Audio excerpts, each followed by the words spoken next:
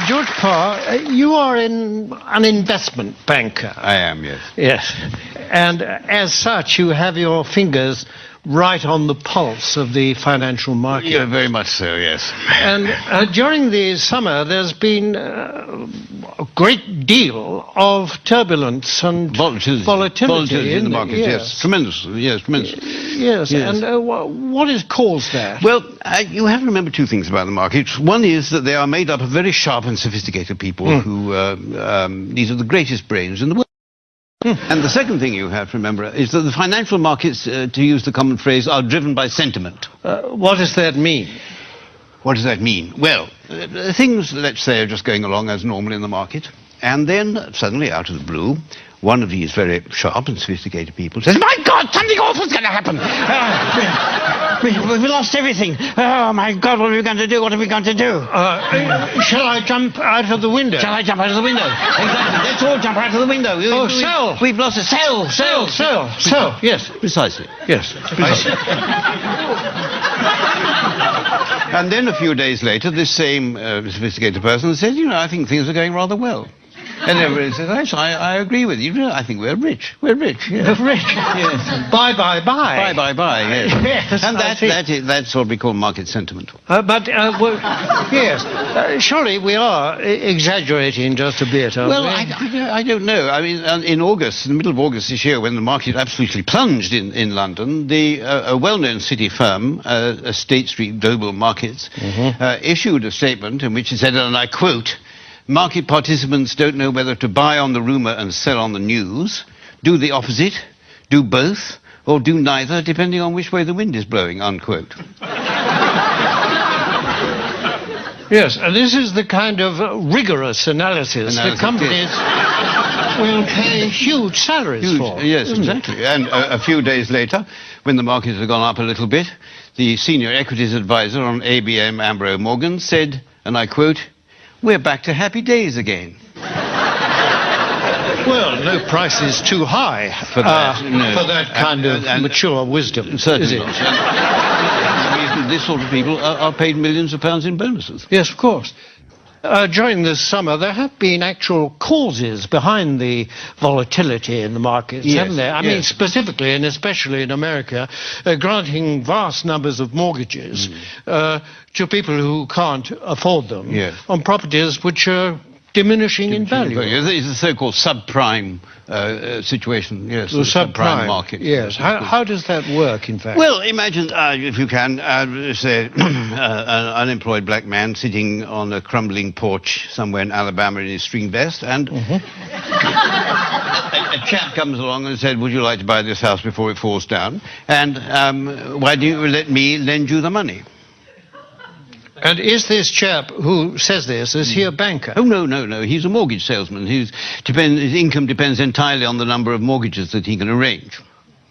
So his judgment to arrange mortgages is completely objective? Completely objective, yes, absolutely. It would. Yes. And what happens next? Well, then this debt, this mortgage, his debt is taken, bought by a bank and packaged together on Wall Street with a lot of other similar debts. Without going into much detail about what is actually... Without going into any detail, no, it's far too boring. And so this is put into a package of debt, and then it's moved on to Wall Street, and this is extraordinary what happens then, that somehow this package of dodgy debts stops being a package of dodgy debts and starts being what we call a structured investment vehicle. And SIV? An SIV, exactly, yes. Yes, I see. And then someone like you comes along and buys it. I buy it, yes, and then I will ring up, I don't know, somebody in Tokyo and say, "Look, I've got this package, do you want to buy it?" And they say, "What's in it?" I say, "I haven't got the faintest idea." And they say, "How much do you want for it?" And I say, $100 million, and then they say, "Fine, that's it." And that's the market.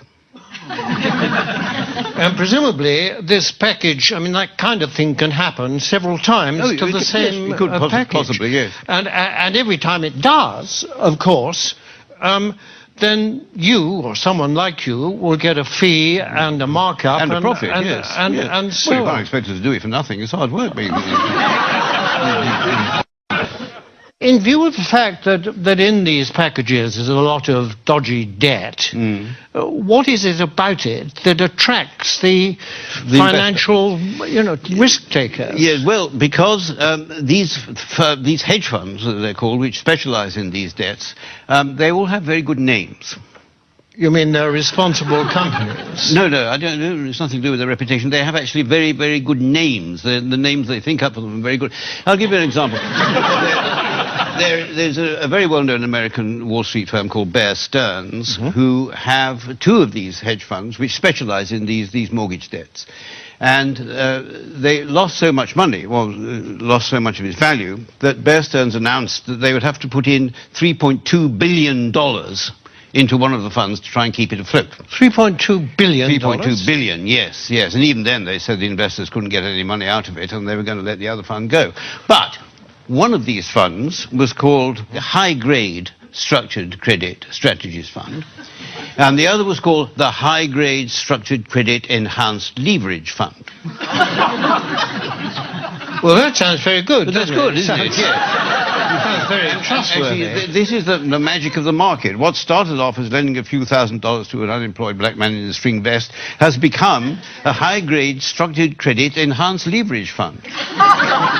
I like the sound of it. It is good. Well, it sounds very trustworthy. I mean, it's got good words in it. It's got words like high. High is good. High is good. Yes. Better than low, anyway, isn't it? Yes, absolutely. And structured is another good word. Very good. Enhanced is... I love enhanced. Enhanced is very... I mean, I'd buy anything if it said enhanced. Absolutely, yes. Yes. It might have been different if it said the unemployed black man in the string vest fund, but yes, because then alarm bells might start to ring. But despite these very plausible names, surely the reality is that the people that lent all this money have been incredibly stupid. Oh, no. The reality is that what was stupid is, for at some point, somebody asked how much money these houses were actually worth. I mean, if they hadn't bothered to ask that question, then everything would have gone on as perfectly normal. But unfortunately, they did. I see, but now, you see, people are saying the crisis is likely to turn into financial meltdown. I mean, can that be avoided? It can be avoided, provided that governments and central banks give us, the financial speculators, back the money that we've lost. But isn't that rewarding greed and stupidity? No. It's rewarding what the Prime Minister Gordon Brown called the ingenuity of the markets. That is You see, and we don't want this money to spend on ourselves. We want this money just to go into the market so that we can carry on borrowing and lending money as if nothing had happened without thinking too much about it. Yes, but if the worst came to the worst and you didn't get this money, what then? Well, then there'd be another market crash, and then I would say to you what people like me always say, that it's not us that will suffer, it's your pension fund. Thank you very much, George Parr. A pleasure.